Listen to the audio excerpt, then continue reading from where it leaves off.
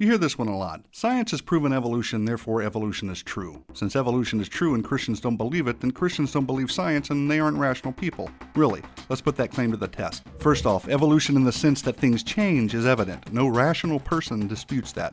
Therefore, rational Christians believe it.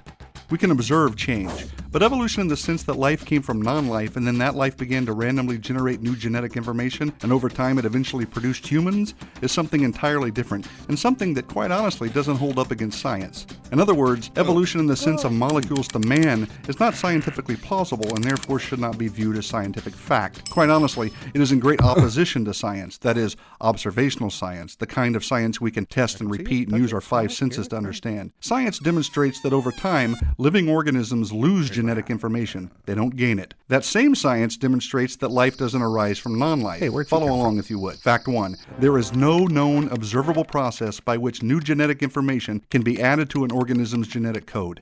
None. That pretty much refutes evolution right away because there's no way to go from a fish to an amphibian without adding new information, right? If living organisms cannot produce new genetic information, how can anything gradually change into something of higher intelligence or form or complexity?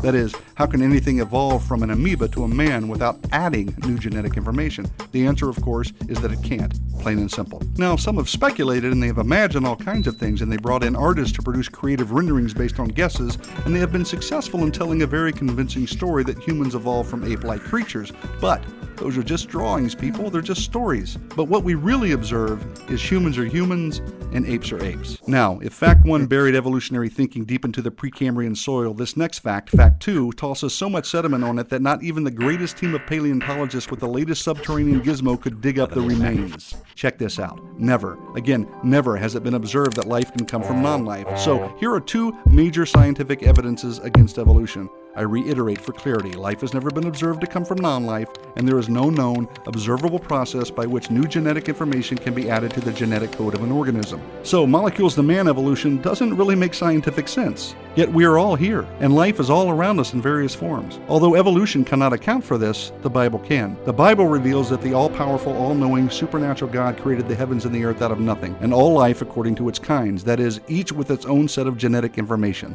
So, again, what the Bible reveals makes sense of what we see and understand. Evolution does not. Enough said.